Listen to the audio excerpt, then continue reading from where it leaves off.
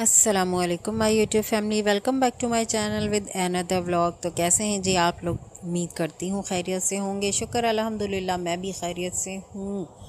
और आज मैं लेकर आई हूँ व्लॉग अपनी सफाई से मुतल्लिक। मैं किचन के जो ये शेल्फ़ के नीचे मैंने पर्दे लगा रखे हैं ना, ये चिकनाई की वजह से काफ़ी ख़राब हो जाते हैं।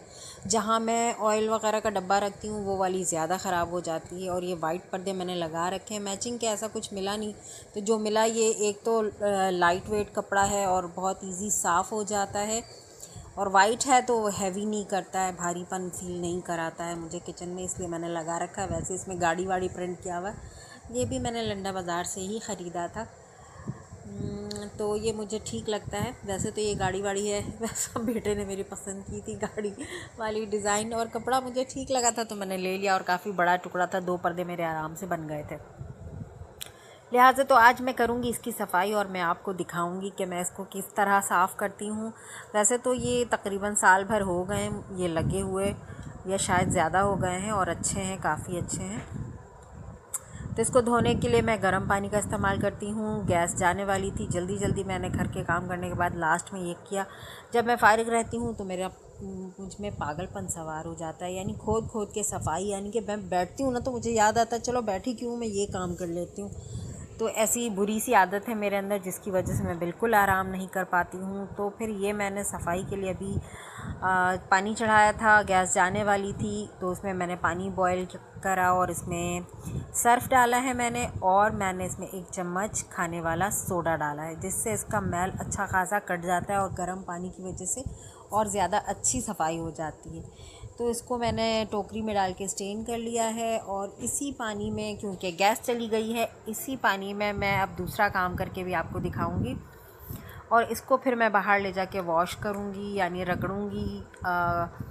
रगड़ने के बाद मशीन चल रही है, खंगाल के मैं मशीन में भी डाल दूँगी ताकि और अच्छी तरह से ये साफ़ हो जाए। इसमें मैंने डाला इसी गर्म पानी में, गैस चली गई थी तो दूसरा पानी चढ़ा नहीं सकती थी, और मुझे ये पाइप बहुत गंदी हो गई थी, तो मैं काफ़ी दिनों से सोच रही थी धोने का। तो अभी जब मैंने ये धोया तो पानी तो गर्म था ही, सर्फ़ वाला पानी है, सोडा भी डला हुआ है, तो फिर मैंने इसमें ये पाइप भिगो दिया। एक ये मेरे सिलेंडर का पाइप है और एक मेरे गैस के चूल्हे का पाइप है, तो 2 पाइप है। ढक दिया मैंने इसको यूँ कि यानी इसकी भाप निकल ना जाए और थोड़ा ये अच्छी तरह मैल काट दे पाइप से। तो ये पर्दे को मैंने रगड़ लिया है अच्छी तरह, ताकि ऐसे डायरेक्ट अगर मैं इसको डालती वॉशिंग मशीन में तो ये पानी गंदा कर देता। तो पहले मैंने इसको अच्छे से रगड़ा है नीचे फ़र्श पे रख कर के।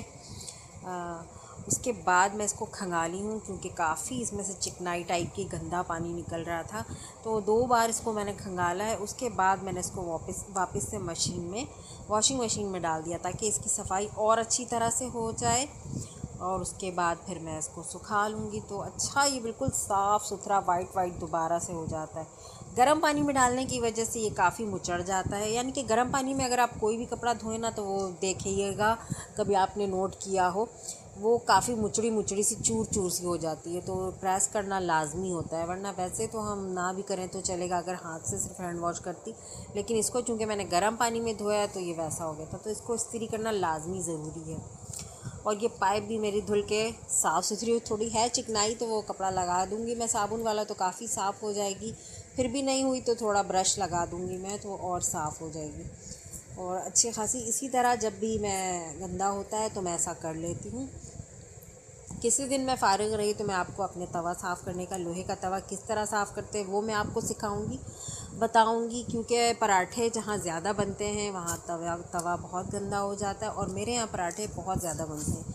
मेरे यहाँ पराठे ही ज़्यादा बनते हैं, सादी चपाती नहीं बनती, किसी को नहीं खाना होता तो बनाना फ़जूल हो जाता है। मैं अपने लिए बनाती हूँ सम टाइम चपातियाँ, क्योंकि मुझे चपाती अच्छी लगती है। वैसे तो अभी गर्मियां हैं तो चावल ही सिर्फ पक रहे हैं घर में ज़्यादा, क्योंकि गर्मी की वजह से इतना किसी को खाना नहीं होता है। और रोटियां वैसे मैं सुबह 2-4 ज़्यादा डाल देती हूँ, तो वो शाम में रात के वक्त भी चल जाती हैं। अदरवाइज़ सबको चावल ही लेनी होती है, थोड़ी बहुत हो चावल हो लेकिन। और जब सर्दियाँ शुरू होंगी या मौसम थोड़ा बेहतर भी हो गया तो मैं रोटियां बना बना के पागल हो जाती हूँ।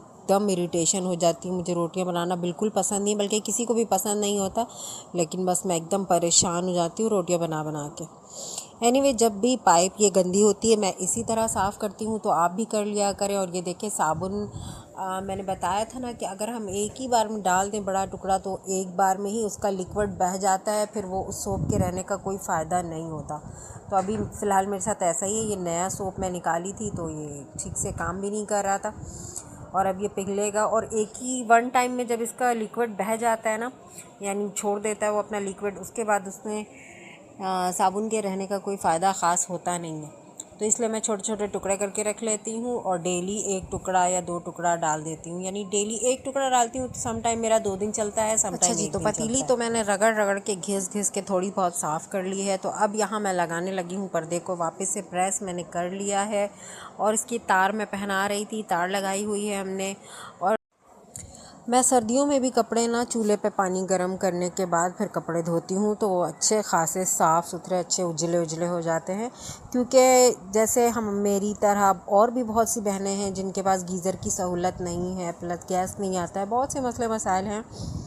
तो जब पॉसिबल होता है, गैस होता है, तो मैं लाजमी गर्म पानी करके ही डालती हूँ मशीन में, ताकि सफाई हो जाए अच्छी तरह कपड़ों की। और ये देखें मैं लगा रही थी शेल्फ़ के नीचे काफ़ी बिखरा भी रहता है, क्योंकि कैबिनेट नहीं है, सेटिंग की चीज़ें नहीं हैं, तो मैंने तख्ते वख्ते लगा रखे हैं, बहुत मुश्किल से दिखा नहीं सकती।